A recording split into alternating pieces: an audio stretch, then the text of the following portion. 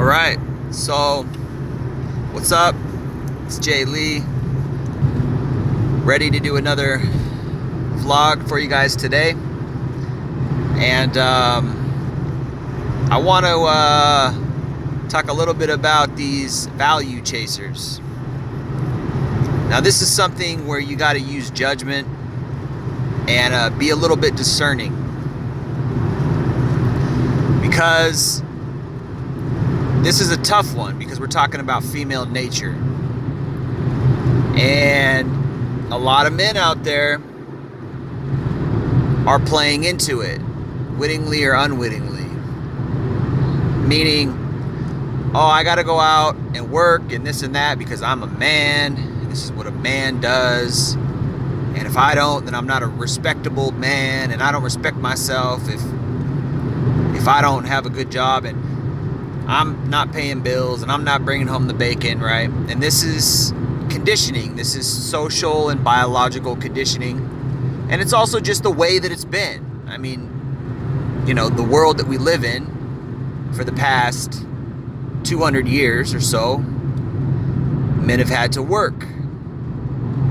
Of course, in societies, civilizations, men have always had to work. It's just the type of work is different now, and I would, to a good extent, use the word financial slavery or financial servitude. You know, spend a third of our day, 5 days a week, you know, paying the piper, paying off our bills. That's what it is. That's why we work. In the olden days, you didn't have to do that. All you had to do was have some skills. And about 50 years ago, I mean, this is kind of stopped, and people don't really know what I'm going to talk about in a second. But 50 years ago, you didn't have to really work in a sense. You were still able to go out. Well, let me rephrase that. Let me just totally crumple that up and rephrase it. 50 years ago, men had something called skills. Men had something called craftsmanship. They were able to build things. They were able to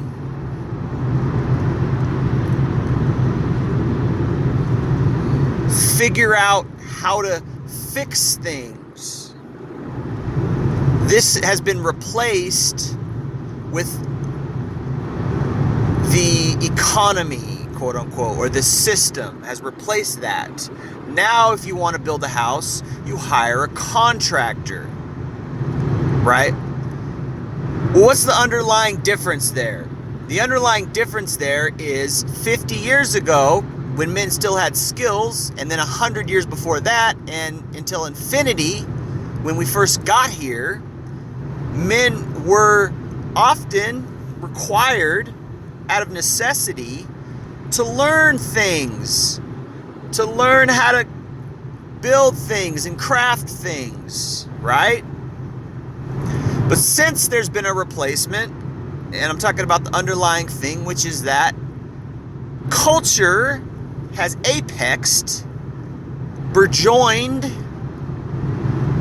blossomed into something that is a system. Now you don't need to learn how to fix cars. Now you have a mechanic, right? My point is, when it comes to masculinity, and when it comes to what that is, to a good extent, it's been automated. It's been replaced. It's been undermined.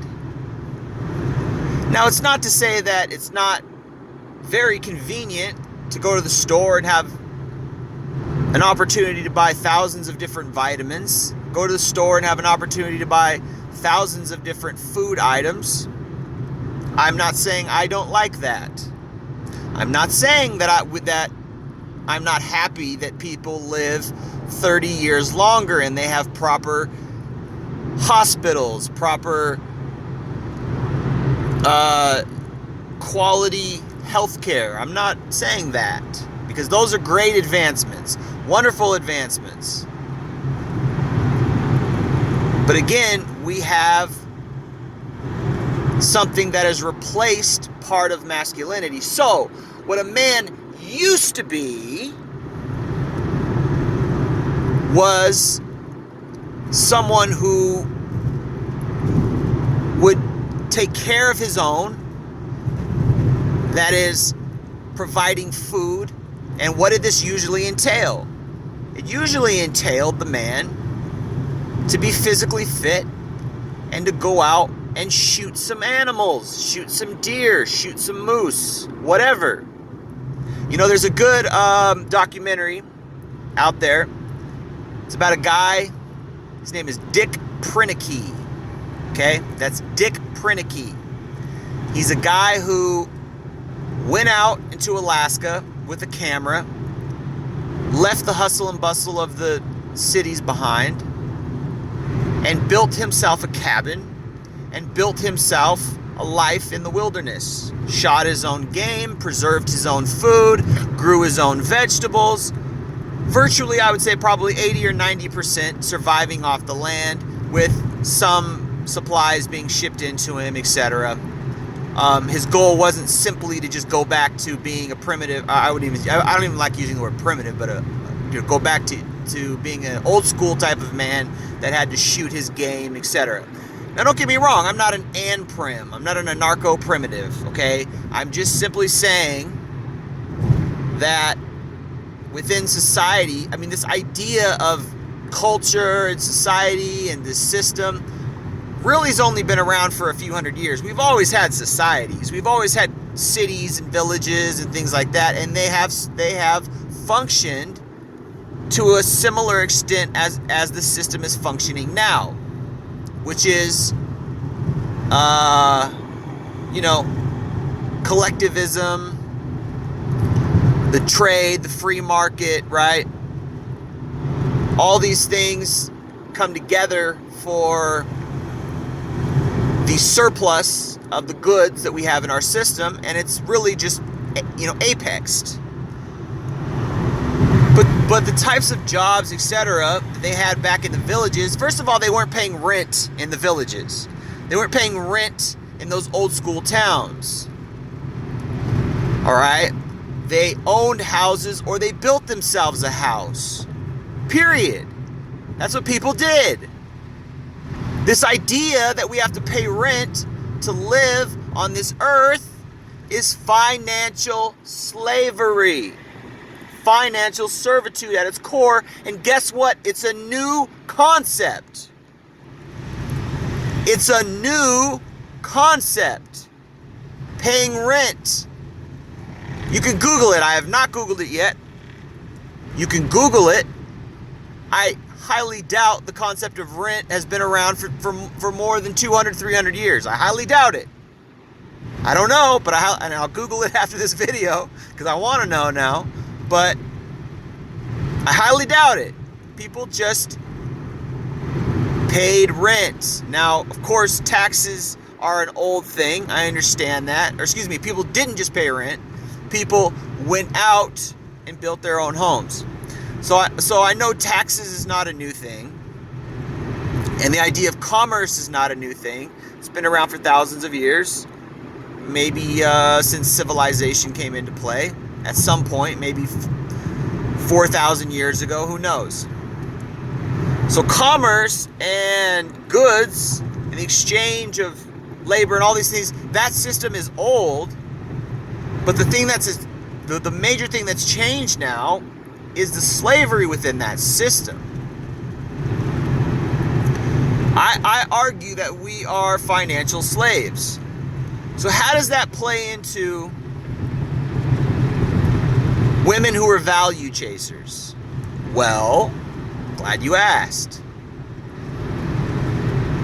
The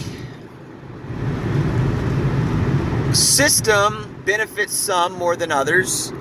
This creates a scenario of competition.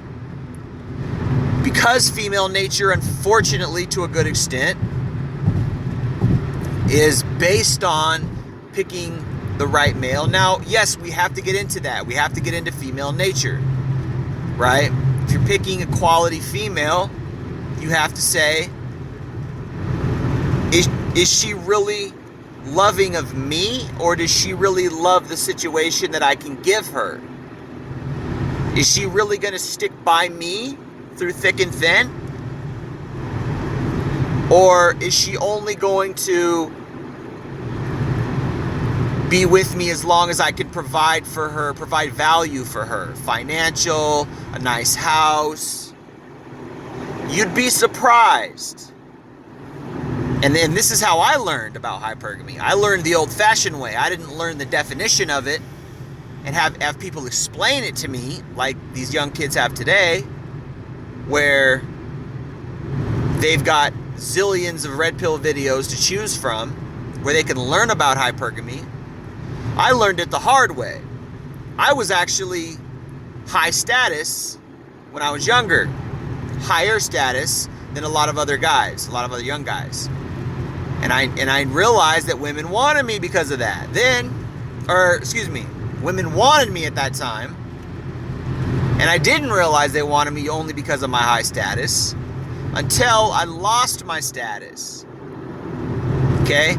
Then I realized, oh, that's female nature. It's human nature to a good extent too, right? Although not as drastic, right? You can meet a lot of good guys or good friends who will like you despite your great or bad circumstances. Of course, people generally tend to flock together with people who have things in common with them and things that are, they shared interests, right? So you realize what female nature really is when you get something, when you have some status. Now, the crazy